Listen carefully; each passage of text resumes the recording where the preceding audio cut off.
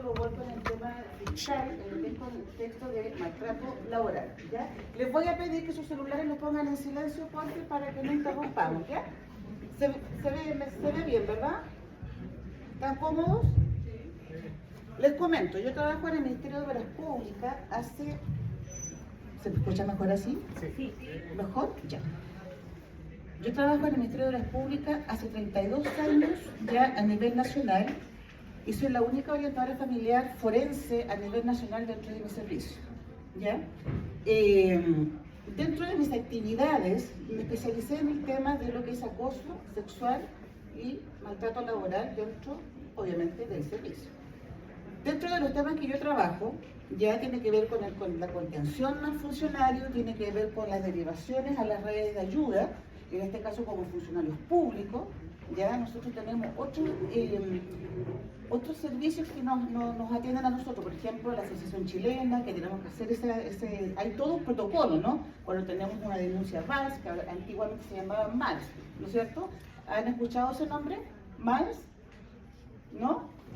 Maltrato y acoso laboral, ahora se llama VALS, violencia. Cambia porque cambió la ley con el tema de la ley Karim. ¿La han conversado de la ley Karim? Ya. La ley Karim tiene que ver con el tema de, bueno, una trágica historia, ¿no? Pero en esa ley reúne todas las leyes ya en relación a lo que es el maltrato laboral, ¿vale? Hoy en día, y que no se cumple la realidad, es lo cierto, se supone que hoy en día la herramienta tiene que ser mucho más firme que antes, pero eso no ocurre en la realidad, lamentablemente. Pero no menos hay que hacerlo de la misma manera. O sea, si están en su trabajo, son víctimas de hostigamiento, acoso, que le quiten el trabajo, los disminuyan o los cambien de puesto de trabajo, por ejemplo, ustedes pueden denunciar. Si es por primera vez, la ley también lo permite. ¿Lo han escuchado de esta forma? Ya. Antes, para sancionar, tenían que tener varios episodios de maltrato. Varios episodios. Con la ley Karim, en la actualidad, solamente basta un episodio. Que mi jefatura me maltrate o que un colega me maltrate, porque también hay que entender que la violencia en el trabajo es transversal, horizontal, es para todos lados. Hoy en día tenemos un alto índice de denuncias por violencia laboral. Dentro de este trabajo como orientadora familiar y perito, ayudé a formar una mesa que se llama la Mesa de Buen Trato Laboral, que incluyen todas las leyes ya de la OIT, las leyes de las convenciones para el tema de la mujer, los temas de estatuto administrativo, código del trabajo, todo lo que tenga que estar vinculado con el trabajo. Se formó una mesa que es la única en el país que está funcionando, donde nosotros recogemos a todos los funcionarios que quieran ya ser asesorados en temas legales en cuanto a lo que es la denuncia laboral. Aparte de eso, también trabajamos en lo que son las mesas psicosociales, porque en todo servicio público está por ley, lo mismo que en las empresas, está por ley las mesas psicosociales. Y en esas mesas psicosociales, que ahora se está modificando otra vez el sistema, también hacemos intervención. ¿Y cómo hacemos la intervención? Hacemos una encuesta que se llama CEAL, que antiguamente era ISTAS 22, hoy día se llama CEAL. Y con esa encuesta nosotros podemos medir el estado psicológico de esa unidad de trabajo. ¿Ya? Se maneja con 3 faroles: rojo porque ya estamos críticos, amarillo ya porque estamos todavía en alerta, y el naranja es porque ya estamos listos para pasar a rojo. O sea, hay que intervenir.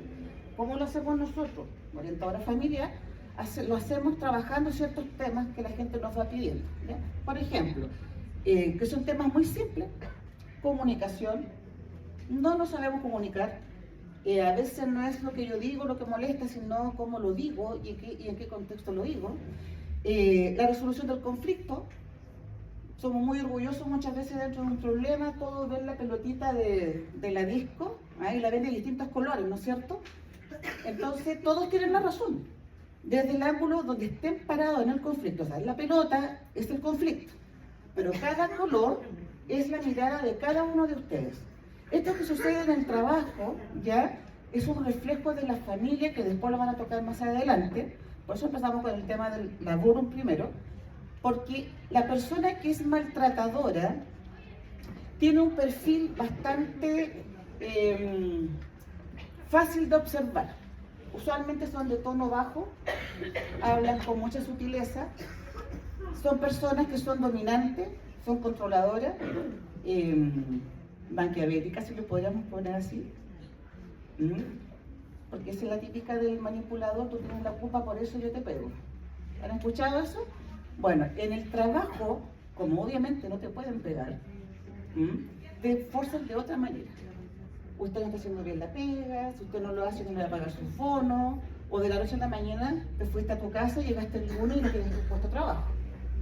Que eso ha ocurrido también muchísimo, ¿ya? Dentro de estos perfiles, y aunque ustedes no lo crean, también hay mujeres que son maltratadoras. Nos hemos llevado con la sorpresa de que, sobre todo en mi trabajo, porque es el ámbito que yo conozco, ministerio, a nivel nacional, tenemos una estadística de 50 y 50. Porque hay muchas mujeres que son jefaturas. Y justamente acá al lado suyo, sus vecinos de los Andes, tenemos el caso de una jefatura que es violentadora. Tiene a todo su equipo maltratado con denuncias por todas partes, la señora. Eso no, lo que quiero decir que no es, la violencia no es algo que sea solamente del varón. ¿Ya? La violencia se aprende, y se aprende desde la casa, hombres y mujeres. ¿Y dónde lo vemos reflejado?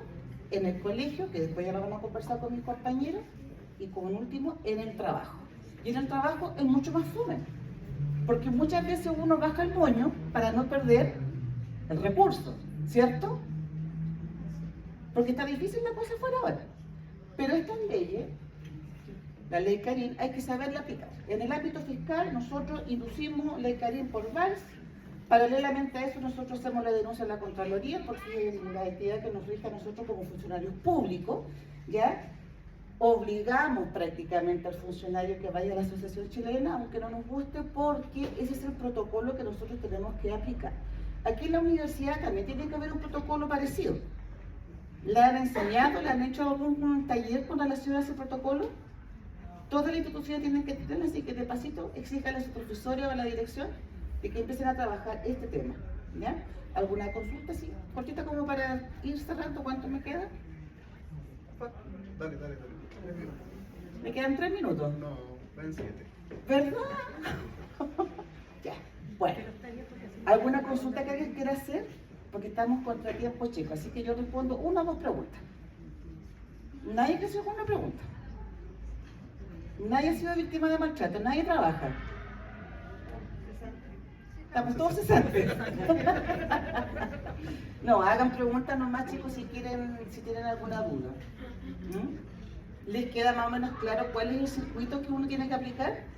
Ahora, si son particulares, se va directamente a la Fiscalía, directamente a la PDI. ¿Por qué? Porque cuando uno va a hacer una denuncia, ¿ya?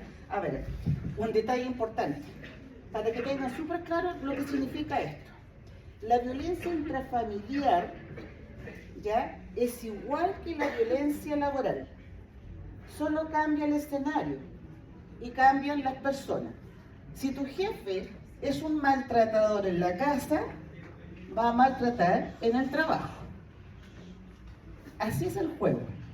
Por eso, yo cuando hacía clases en otros lados, inducía siempre a la gente a aprender de violencia intrafamiliar, cómo funciona el tema y cómo funcionan los tribunales. Porque todo eso se vive en el trabajo. Es una realidad bastante lamentable porque tenemos un alto índice, al menos en este país, de maltrato laboral. Bueno, chicos, como estamos contra tiempo nosotros, me hubiese gustado haberlo hecho mucho más amplio, haciéndole otras muestras más con respecto a esto, pero estamos cortitos de tiempo, ¿ya? Ha sido un agrado y gracias por venir todos. Dios mediante, mañana ya estaremos nuevamente.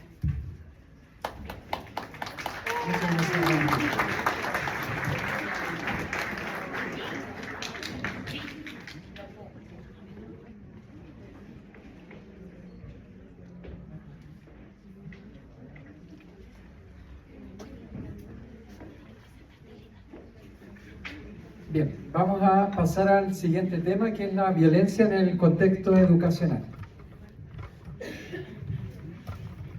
Muy buenas noches a todos y todas los presentes. Quiero partir diciendo algo que es realmente una verdad.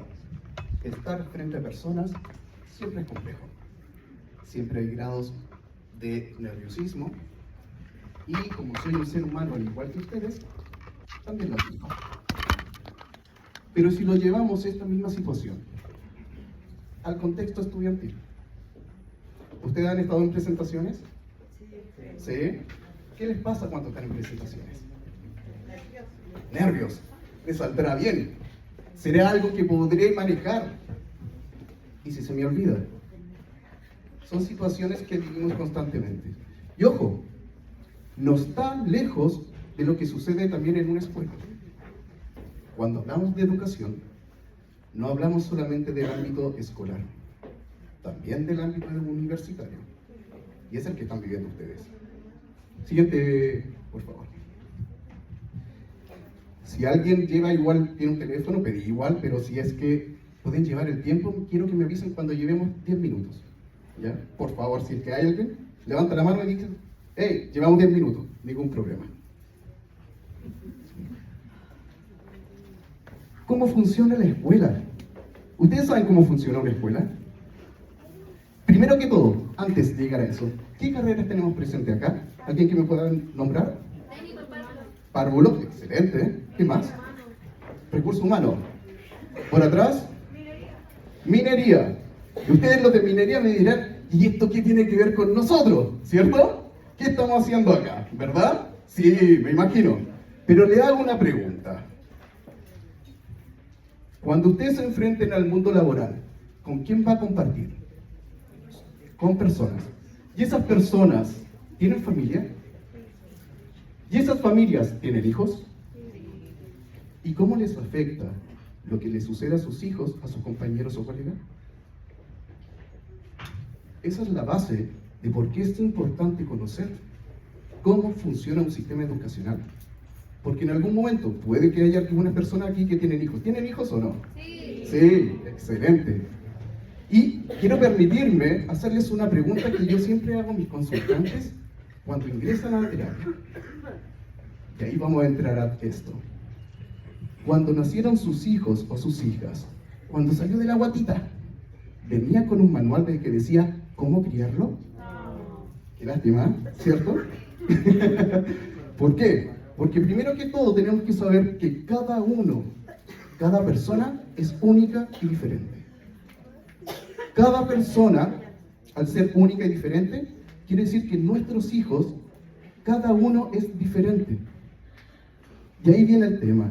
Lo que es la paternidad es un proceso de aprendizaje constante en el tiempo. Y una de las etapas que tiene que quemar tiene que ver justamente sobre la escuela. ¿Por qué? Porque en la escuela uno va a generar aprendizaje. Pero el aprendizaje solamente se da en la escuela. ¿Dónde más? En la casa.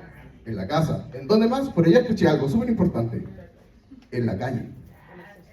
Sí, en la sociedad. En el constante. El hecho de que estemos acá está generando un aprendizaje. Por eso, en la escuela no hay caso aislado. Todo lo que ocurre tiene impacto en el sistema. Absolutamente. Todo lo que ocurre dentro de una escuela, de un establecimiento, dentro de una universidad o instituto, va a generar un impacto en la persona, positivo o negativo. Cada estudiante trae consigo una historia que merece ser comprendida, no juzgada. ¿Cuántas historias tenemos acá? Muchas. Cada persona que está aquí presente es un mundo diferente. Es un mundo que va a traer su propia mochila, su propia carga. Con familias formadas, vamos a hablarlos como esta familia nuclear, mamá, papá, hijos, familias ensambladas, mi padrastro probablemente o mi madrastra, la pareja de mi pareja, la pareja de mi mamá o de mi papá, hijos. Antiguamente se les decían guacho, efectivamente. Pero en estos momentos son seres humanos, al igual como cada uno de nosotros y nosotras. Porque además, cuidar los vínculos también es enseñar. Eso es importante. Estamos enseñando constantemente a todos y cada uno de nosotros y nosotras. El hecho de que yo me siente con cierta persona, estoy enseñando a esa persona que hay algo en ella que hace que me sienta atraído, me sienta cómodo o cómoda. Y esas son las cosas, son las bases fundamentales de cualquier relación, que es donde se dan y parten muchas veces en nuestro establecimiento educacional. Si no, recuerden, ¿por qué es tan impactante el hecho de saber que estuve en un establecimiento? Profesor, ¿usted se acuerda de cuando estaba en el colegio? Muchos años atrás. ¿Fue significativo para usted? Disculpe la pregunta, pero ¿qué edad tiene? 58 años. 58 años y aún recuerda lo que pasó entre sus 6 y 18 años probablemente. Más de 20 años después, sigue siendo significativo. Y para ustedes también lo va a ser, como también el paso por esta institución. Por favor. ¿Y cómo vemos el tema de la violencia? ¿Vivimos violencia? ¿Ustedes viven violencia acá? No, nunca. Disculpen. ¿Cuándo se han tratado ustedes, disculpen la palabra, de huevón? Pregunto nuevamente, ¿vivimos violencia? ¿No? Tratarnos de garabatos, tratarnos de, disculpen la palabra, pero de huevonao. Esto es lo relevante. La violencia está inserta en el sistema, está inserta en la sociedad. Y el problema mayor es que la validamos. La validación de la violencia en el sistema educativo es uno de los aspectos que genera mayor dificultad para poder abordar cualquier hecho de violencia. El tratarnos mal. El buen trato. Pregunta, ¿ustedes saben lo que significa convivencia? Convivir. Convivir. Es una palabra que nos llevamos y nos muestra que estamos viviendo con otros, con otras, y en estos tiempos con otros también. No lo sabemos. Y el convivir es algo que hacemos diariamente. En estos momentos ustedes están conviviendo. Cuando hablamos de convivencia escolar muchas veces, tiene que ver justamente en cómo nos relacionamos entre nosotros. Cómo se da el hecho desde entrar a una sala, el hecho de cómo me comunico con ustedes, pero ojo, también cómo nos comportamos. Eso va a generar una sana convivencia o una convivencia quizás tóxica. Si hay un curso que realmente se tratan todos mal, que no soy capaz de respetar al otro, ¿por qué? Porque quizás no me sigue las mismas tendencias que tengo yo. Estamos hablando de hechos de violencia. Estamos siendo violentados constantemente y lo estamos validando. ¿Por qué? Porque estamos acostumbrados a ello. Yo los invito a mirarse realmente cómo convivo con el resto. Hablo y hablamos que en sus trabajos, párvulo principalmente, ojo, inicial, es donde se empiezan a trabajar estos valores. Pero ojo, se empiezan a trabajar. No quiere decir que termine ahí la cosa. Es una cosa que es transversal a lo largo de la vida, incluso acá. Si yo en un establecimiento tengo reglas, las reglas tienen una razón de ser. Porque en algún momento se vio de que esa acción puntual podía producir un mal convivir con mi otro. Entonces, desde ahí es importante poner ojo en cómo la violencia está presente y cómo la abordamos. ¿Por qué? Porque muchas veces delegamos esta función a un otro. En los colegios está el inspector, en la sociedad está la policía. Pero ¿y nosotros? ¿Somos responsables realmente de lo que sucede con mi entorno? ¿Nos hacemos realmente responsables? He ahí lo que traigo yo más que nada también para que ustedes se lleven. Analicémonos. ¿Cómo se estamos viviendo con otros? Anterior. Sí, por favor. La emoción es algo que está en boca de todos. Pregunta al público. ¿Qué es una emoción? Párvulo, por favor, ¿qué es una emoción? Un sentimiento, un sentir. ¿Qué más? Qué interesante que tendría acá cuántas, 60, 70 personas. Pasaron los 10 minutos, muchas gracias. No, muchas gracias, en serio. La emoción es un estado que está presente en el ser humano constantemente. Pero nuestras emociones pueden ser, ojo, no hay emociones negativas. Las podemos sentir como favorables o desfavorables. Como por ejemplo, la alegría, la euforia. La sentimos rica, nos llena, ¿cierto? Pero si hablamos de rabia, la tomamos como algo negativo, cuando no es así. Qué importante es poder saber que nuestras emociones van a estar en constante juego durante toda nuestra vida y en nuestra vida laboral.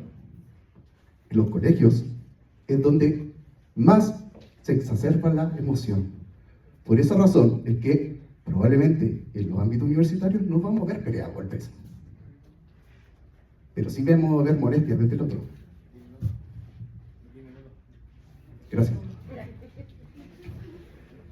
La emoción es algo que tenemos que trabajarla. Y es el momento ahora, donde ustedes están, de poder hacerlo. ¿Por qué? Porque están antes de pasar al mundo laboral, en donde mis emociones van a interferir en algún momento en mi trabajo. Y ahí nos volvemos al comienzo. Si en mi casa mi hijo se portó mal, le está yendo mal en el colegio, me llamaron del colegio, ¿cómo se van a sentir ustedes? Mal, nerviosos, preocupados. ¿Y eso podría interferir en mi rendimiento? En la minería, ojo, trabajan con máquinas. Un mal uso podría costarles la vida, ¿verdad? Qué complejo, entonces, que yo trabaje sin saber cómo tengo que manejar mis emociones. Y para eso, desde lo que es la orientación familiar, trabajamos lo que es el educar el buen trato. ¿Por qué? Porque el buen tratar, o como decía Maturana, ver a un otro como legítimo otro, nos ayuda a eliminar este tema, que es el maltrato. Pero no el maltrato que solamente conocemos habitualmente, sino hacer un cambio real con respecto a cómo nos vamos a relacionar con otros y otras. Donde hay escucha y empatía, hay menos gritos. ¿Es verdad? ¿Ustedes qué creen? ¿Sí o no? ¿Están en duda? Algunos dicen que sí, otros se quedan pensando. Yo me quedo con dos conceptos acá que son fundamentales. La escucha y la empatía. ¿Qué es escuchar? Ustedes ahora, yo podría decir, me están oyendo. ¿Me estarán escuchando realmente? Si me escucharon, quiere decir que algo de lo que estoy diciendo se lo van a llevar. Hay una comprensión de lo que se está escuchando, de lo que se está oyendo. Oír por oírlo podemos hacer todos. Puedo estar oyendo que pasa un camión por fuera. Pero cuando coloco la atención en el otro, cuando pongo mi foco en el otro, aprendo a escuchar. La sociedad escucha para responder, no para comprender. Exacto. Necesitamos escuchar para entender, no para comprender. Para responder, disculpe, sí, muchas gracias. Y la empatía, ¿soy empático realmente? No. Sí. Quizás. ¿Qué es la empatía? Ponerse en el lugar del otro. No. Es el concepto más general que existe, que la empatía tiene que ver con ponerme en el lugar del otro, de otra persona. Pero tiene que ver con algo más allá. No es ponerme en el lugar del otro, es entender que el otro también tiene una historia, que es un humano igual que yo, que es una persona que tiene emociones, que tiene sentimientos, que tiene problemas, que también tiene cargas, que carga con su propia mochila. Pero quizás no voy a compartir todo lo que tenga que decirme esa persona. pero sí voy a saber escuchar y sí voy a tratar de comprender desde dónde se está parado. Que eso tiene que ver con uno de los axiomas de la comunicación de Paul Bartleby. Avance, por favor. ¿Cómo interviene el orientador familiar? A diferencia de otros profesionales, el orientador familiar trabaja principalmente con la comunicación humana. Trabajamos desde lo que es la mirada de poder entender al otro y poder generar andamiajes donde el escucha y el aprendizaje se generen vivencias. Probablemente si tuviera que atenderle a usted, y a usted voy a ocupar diferentes técnicas. ¿Por qué? Porque sus vidas son distintas. Y acá párvulo es fundamental. ¿Por qué? Porque van a trabajar con niños y niñas, con las niñeces, en donde si yo no logro leer lo que me está transmitiendo, probablemente voy a tener un niño o una niña desregulada. Y ojo, el lenguaje lo escuchamos solamente con nuestros labios, con nuestra voz. Existe el lenguaje verbal y no verbal, analógico y digital, diría los axiomas de la comunicación. Y esto es para todos y todas. Se supone que debemos aprenderlo en el colegio, pero muchas veces no lo hacemos consciente hasta que somos más adultos.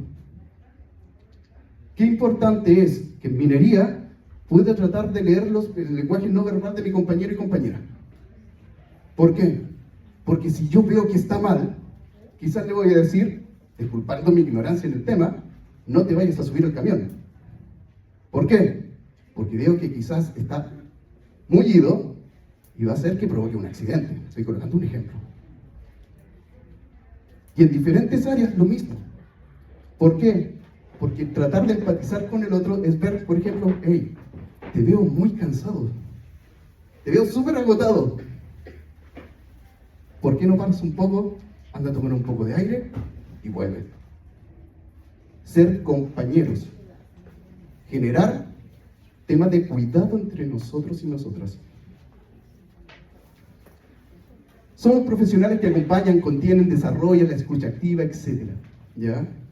El conflicto es algo que es innato en nosotros. Vivimos en conflictos.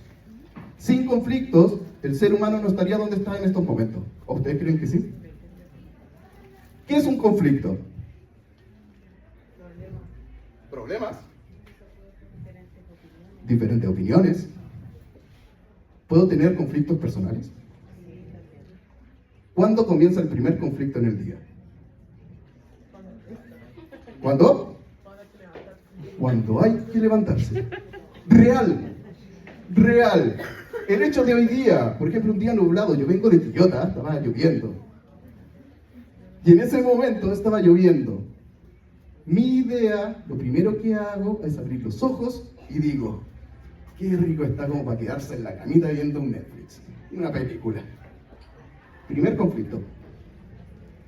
Los conflictos los estamos viviendo constantemente en el tiempo. Día a día, desde el hecho de levantarnos hasta el hecho de decir en qué momento acostarnos.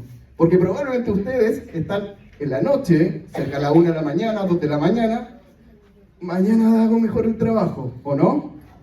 Muchas veces. O, chanfle, ¿cómo lo hago?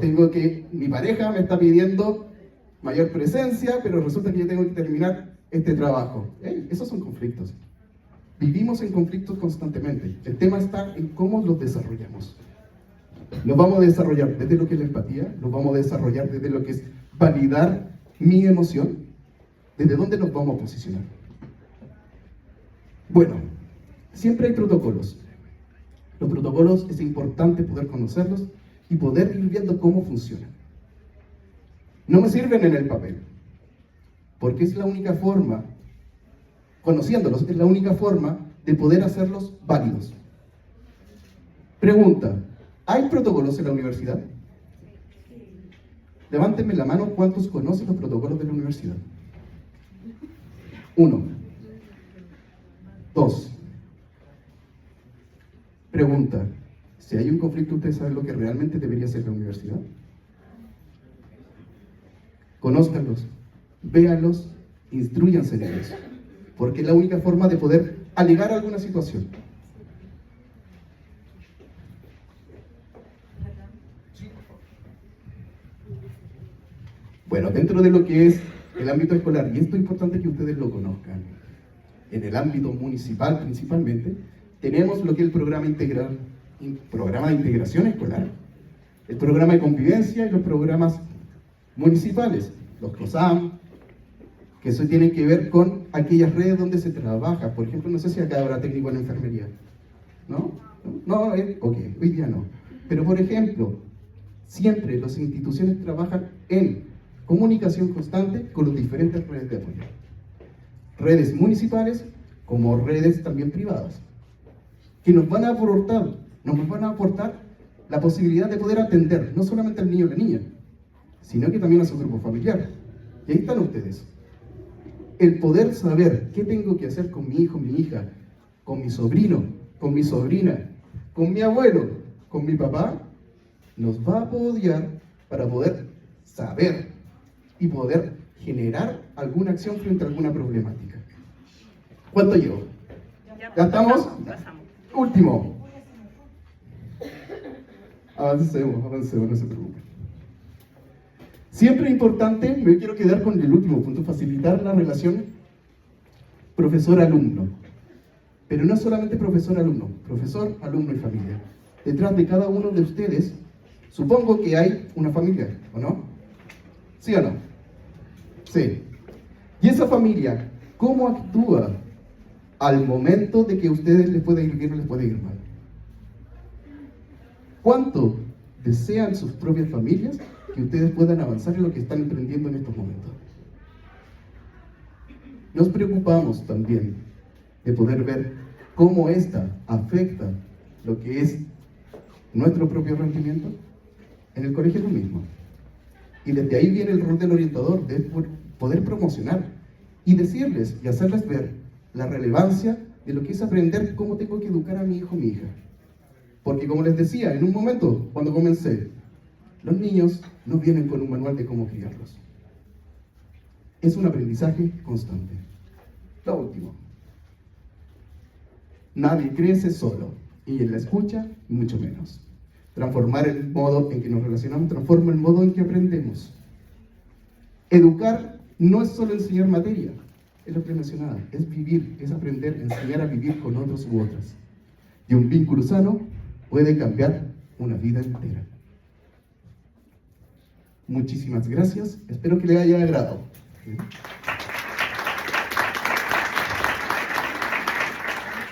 Muchas gracias, Justino. Ahora dejamos a nuestra colega Alejandra Arancilla. Hola, buenas noches. Muchas gracias por estar aquí, por permitirse una jornada de sanación, porque es súper importante poder problematizar la violencia que nosotros vivimos en nuestros hogares. La familia es la institución que sostiene la sociedad. ¿Han escuchado algo sobre eso? Somos la máxima institución. Si no hubiese familia, no habría comunidad, no habrían redes de comunicación, sería más fácil la organización. Pero lamentablemente en la familia, que es donde nosotros debiésemos tener un espacio de protección, de seguridad, un espacio libre de juicios, donde yo me pueda expresar sin ser criticada, juzgada o maltratada, que es algo que pasa mucho. Hay harto bullying también en la casa. Cuando eso sucede, nosotras aprendemos, nosotros aprendemos a replicar esa violencia en nuestro espacio. La violencia vicaria de las familias se traspasa a los espacios escolares, a los espacios laborales, que es donde se van viendo también más grados de violencia. ¿Y por qué también nos violentamos? ¿Por qué el ser humano es tan violento? ¿Por qué? O sea, hay como una sensación de que hay poco tiempo, estamos como en on-off, como que tiene que ser todo para ayer, todo para hoy día, todo rápido, no tengo tiempo para conversar con mi hijo, no tengo tiempo para conversar con mi hija, con mi pareja, con mi jefe, con mi compañera, porque así como han ido exponiendo mis colegas acá, los conflictos ¿cómo se resuelven? Comunicándonos, mirándonos a la cara. Los mapuches ¿cómo lo hacen? Agarrándose las manos. No sé si acá hay alguien que sea de pueblo originario. Los pueblos originarios también tienen una gran sabiduría y ellos vienen con esta noción de comunidad. antes de que existiera la familia, esta creación llamada familia, existían las comunidades familiares, donde no había una persona única responsable de criar, no se le delegaba solamente eso a una mujer, se le delegaba a varias mujeres que iban criando y cada uno tenía su rol y tenía su responsabilidad, tenía su deber, tenía su derecho. Eran comunidad y habían también normas de convivencia que para lo mejor a nosotros no son civilizadas, pero para ellos sí lo son. Y de alguna u otra manera, de esa forma, han logrado poder mantener la comunidad indígena, además de 500 años, han logrado poder establecer diálogos, han logrado hacer que esta cultura prevalezca hoy en día, gracias a la comunicación, gracias a que se pueden encontrar espacios de no violencia. Pero ¿por qué pasa que cuando nosotros estamos en un lugar debatiendo, de repente tenemos como puntos de vista diferentes, ¿no? ¿Y qué pasa cuando estamos con esos puntos de vista diferentes? Lo tomamos como algo personal y nos enojamos y empezamos a pelear con esa persona. ¿A quién le ha pasado eso? Sobre todo por los grupos de WhatsApp. o la gente que se enoja así con la familia, con la tía y lo publica por el Facebook. Pura violencia, violencia digital. Entonces, ¿ustedes por qué creen que pasa eso? ¿Por qué nos violentamos? ¿Por qué si somos seres humanos que hemos ido evolucionando en el tiempo y tenemos habilidades para poder comunicarnos de forma afectiva y empática y asertiva, no la ocupamos? ¿Por qué creen ustedes que nos cuesta tanto poder comunicarnos mirándonos a los ojos, tomándonos las manos, sin tener ganas de cortarle la cabeza a la otra persona?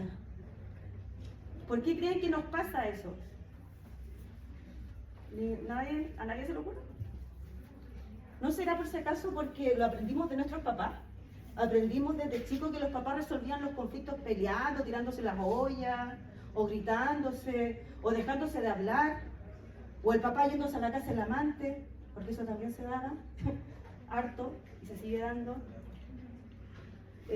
¿Por qué? ¿Por qué se da tanto esta dinámica de violencia? ¿Por qué no es más fácil resolver las cosas desde la violencia? La orientación familiar aparece después de la Segunda Guerra Mundial como una necesidad para poder apoyar a todas estas familias que habían enviado los hombres a la guerra, donde las mujeres se habían quedado solas, criando, con trauma, porque que tu marido, tu pareja, tu cónyuge se vaya a una guerra y se ponga ahí a defender su honor, su patria, deja a una mujer sola, ¿no? Y eso trae dificultades al interior de las familias, dificultades vinculares. ¿Qué nos pasa como madres y padres? ¿Qué tanto nos estamos pudiendo comunicar de forma honesta con nuestros hijos? ¿Qué tanto los miramos a los ojos? ¿Qué tanto conocemos de ellos? A mi consulta llegan mamás de adolescentes que dicen, es que mi hija está enojada, cosas que yo le digo, ella se enoja, se molesta, mi hija por todo nunca está conforme con nada. ¿Y por qué esa hija está enojada? ¿Será porque tú, mamá, no has tenido el tiempo para mirarte a ti misma, de cómo tú vas practicando ser madre? Porque a pesar de que no vengamos con un manual, lo traemos dentro de nosotros, es biológico, es intuitivo. Hasta las perras, los animales tienen esa capacidad de dar afecto, de criar, de alimentar, ¿o no? Lo vemos cuando las gatitas paren, los perritos, todos tenemos esa capacidad de dar afecto. Pero ¿qué es lo que pasa en esta cultura, que es una cultura patriarcal, de la cual todos somos parte, todas, todos y todes? Las feministas dicen que cuando uno se pone los lentes morados, supongamos que estos son los lentes morados, uno empieza a ver la violencia en todos lados, en todos lados. Y es realmente así, porque la violencia lamentablemente en nuestra cultura y en toda Latinoamérica apiayala está normalizada, invisibilizada. Y cuando nosotros queremos denunciar un maltrato, ¿qué nos dicen? Que somos exageradas, ¿o no? Cuando una dice, oye, me estáis faltando el respeto, ¿qué te dicen? Exagerada, dramática, que le ponéis color, que le estáis poniendo mucho, que no te dije nada. Como si nosotros no fuéramos seres sintientes, como si eso no nos afectara, como si las palabras no nos hicieran daño. Y las palabras sí hacen daño, las palabras construyen realidades. Los afectos construyen realidades también. ¿Qué pasa cuando se ejerce violencia en una familia? Hay una desconexión. Y la desconexión de nuestra generación, de nuestros padres, de nuestros abuelos, vienen de una postdictadura. Una postdictadura que los hizo estar desconectados por el miedo. por la persecución, ¿o no? ¿Y qué pasó con eso? Se le trasladó a los hijos. Entonces aprendimos de forma sistemática, transgeneracional, un patrón de violencia y lo normalizamos y no lo cuestionamos. Voy a presentarle las Power para que no se me pase el tiempo muy bien. No quería leer la anterior. Se las voy a leer porque creo que es importante. Esto nos tomó trabajo con mis colegas hacerlo y lo hicimos especialmente para ustedes. Porque dijimos bien, viene el 15 de mayo, el Día de la Familia. ¿Y de qué queremos hablar? Bueno, de la violencia que está en todos lados. Las feministas, ¿qué es lo que quieren? Erradicar la violencia. Las feministas no estamos aquí para apoyar a los hombres, queremos que los hombres también se deconstruyan. Queremos que los hombres también vengan aquí a apoyar para deconstruir la violencia, porque la violencia deja un trauma patriarcal que es profundamente dañino. Te deja liberando cortisol, te deja con depresión, con ansiedad, con angustia, ¿sí? Pero la violencia no solamente del hombre, viene de la mujer También. Las mujeres quedaban solas con los hijos y ellos los tenían que criar. Entonces la violencia no solamente de hombres. Por supuesto que no. Por eso cuando dije, vivimos en un sistema patriarcal, todas, todos, yo feminista o sin serlo, soy parte de este sistema que no nos queda. Por mucho que yo lo cuestione, por mucho que yo diga, no me parece cómo el sistema está funcionando, soy parte de eso igual. Entonces, ¿qué decido hacer yo? Aportar con un grano de arena, ¿no? Porque yo lo que quiero, a mí me interesa erradicar la violencia. ¿Por qué? Porque yo la viví desde muy pequeña y toda mi vida y de forma sistemática y repetitiva. Entonces yo dije, esto yo no lo quiero más para mi familia, esto se termina acá conmigo. ¿Y qué es lo que hace la familia cuando una dice ya no quiero más esto? Es la oveja negra. ¿Y qué te hace? Otra violencia más. ¿Cuál es la otra violencia? Te discriminan, te excluyen y eso es otra violencia más. Que tampoco la ven como violencia. No la ven. Porque es como que no, ella está loca. ¿Cómo la vamos a integrar si está loca? Pobrecita, mira lo que dice. Y está denunciando un delito, porque la violencia es un delito. Y está tipificado. Hay una ley. O sea, no es algo que nos estemos inventando. Tenemos nuestro legítimo derecho a ejercer la defensa, la legítima defensa. Por eso es tan importante que ustedes conozcan los protocolos de la universidad, que conozcan sus derechos, que conozcan que poder defenderse es legítimo y que no están cometiendo ningún crimen por defenderse. Porque muchas mujeres las han criminalizado por defenderse. Cuando han atrapado violadores abusando de sus hijas, que han disputadas. ¿Cuántos casos de eso hemos visto? Muchísimos. Pero lo que falta en los colegios es eso, tener talleres de esto. Totalmente. Desde la básica hacia adelante. Totalmente. De hecho, yo en este momento estoy presentando una propuesta en los colegios para el abordaje de la violencia para niños con riesgo de deserción escolar. Es un taller enfocado a los padres que no se involucran dentro del aprendizaje académico que debe tener el niño o la niña. ¿Y por qué no se involucra? ¿Por qué ustedes creen que el padre no se involucra en la educación del hijo? ¿Por qué no le colabora a seguir aprendiendo? ¿Será por el estrés, por la carga horaria? ¿O será porque tanta violencia nos tiene desconectados y ni siquiera somos capaces de poder sentirnos a sí mismos? Por tanto, menos voy a poder sentir a mi otro legítimo otro, a mi hijo, a mi hija. Yo no puedo dar lo que yo no tengo. Si yo no tengo amor para mí misma, no le puedo entregar amor a un prójimo. Una teta que está desnutrida no nutre a nadie. Y para poder nutrir hay que estar nutrida. Por eso que hay que alimentarse bien, hay que conversar bien, hay que vestirse bien, hay que andar siempre bonita, siempre ahí amándose, queriéndose, dándose todo lo necesario para estar en armonía consigo misma y coherencia con su deseo, de lo que quiere lograr, su propósito, porque todos traemos un propósito a esta vida, ¿no? Y ese propósito no es venir a replicar los patrones que han replicado nuestros bisabuelos.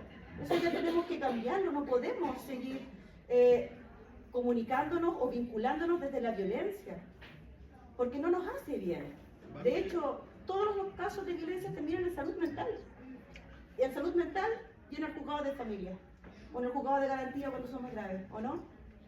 Entonces estamos como siempre en ese límite de que la violencia no es buena para nadie. Somos seres violentos y eso también hay que reconocerlo porque la hemos aprendido. Lastimosamente venimos de esa generación donde aprendimos a hacer de esta manera, pero hay que cuestionarla y hay que deconstruirla. porque la única forma de estar en un mundo sin violencia es estando en paz conmigo misma. Y ese es uno de los roles que tiene el orientador familiar. Somos promotores de la paz. Pero también ahí yo tengo un conflicto, porque yo digo, las feministas no queremos paz. Y es complejo para mí ser orientadora familiar, de ser feminista también. Pero también yo quiero vivir tranquila. También yo quiero estar en paz, quiero estar tranquila conmigo misma, quiero poder desarrollarme, quiero poder disfrutar, sentir satisfacción por las cosas que hago. Y si estoy todo el rato peleando, no me va a quedar tiempo para eso. Entonces hay que escoger. Y uno tiene que escoger lo que le hace bien, lo que le da bienestar, lo que le da satisfacción, lo que te hace estar tranquila contigo misma, satisfecha. Así como estoy haciendo esto bien, me siento bien, qué rico, hoy día voy a hacer esto. Entonces esa es como la idea. Las personas que ejercen violencia son personas que están desconectadas. Eso es algo que tienen que, como que ojalá les quede muy grabado. Personas que están desconectadas de sí mismos por el trauma patriarcal, que es la consecuencia que dejan. Y ahora vamos a pasar más a lo teórico académico, cuando acá dice, no existe la no comunicación. Toda conducta lleva consigo el acto de entregar un mensaje, aunque no sea verbalizado. Cuando nosotros estamos con nuestra familia, como cuando una le dice a la hija, ¿estás enojada? Y la hija está así, no. Y tú sabes que está enojada. Y su comportamiento está comunicando. Ahí está también los axiomas de la comunicación, el lenguaje análogo, digital. Tenemos que ser observadores, tenemos que aprender a observar al otro para no caer en dinámicas de violencia, porque eso es lo que pasa. No somos capaces de poder sentir al otro. ¿Y por qué no somos capaces? Porque no hemos podido sentir nuestros propios dolores. Y para sentir nuestros propios dolores hay que hacer terapia, hay que hacer un proceso, hay que ir a salud mental, en algunos casos hay que medicarse cuando hay mucha angustia o insomnio, porque para eso nos lleva la violencia. Entonces, la convivencia se hace necesaria para un buen proceso de crecimiento. El orientador familiar, por medio de técnicas de comunicación activa, señala el camino con las herramientas necesarias para mejorar las relaciones familiares. La siguiente. Reaprender a vivir en sociedad. Todas estamos en un proceso individual donde compartimos otras individualidades. La socioeducación es la herramienta esencial para compartir nuestras perspectivas. El rol más importante que tiene el orientador familiar es el de socioeducar. Yo trabajé como educadora en el Sename, con casos súper complejos, o sea, adolescentes con responsabilidad penal adolescente, con hijos de papás lanzas, prostitutas, lanza internacional, así. Casos bien fuertes y súper violentos también. Entonces, ¿cómo le hacemos que ese adolescente que ha vivido ya todas las vulneraciones, porque para que llegue a responsabilidad penal adolescente es porque ya ha pasado por todo el sistema proteccional y ya después pasó a delinquir? ¿Cómo reinsertamos a un adolescente que está en esa situación, en ese contexto familiar, que es la realidad de muchos jóvenes chilenos y chilenas que acá? Es algo que pasa mucho y no lo vemos, pero existe y no lo vemos porque la violencia no se ve.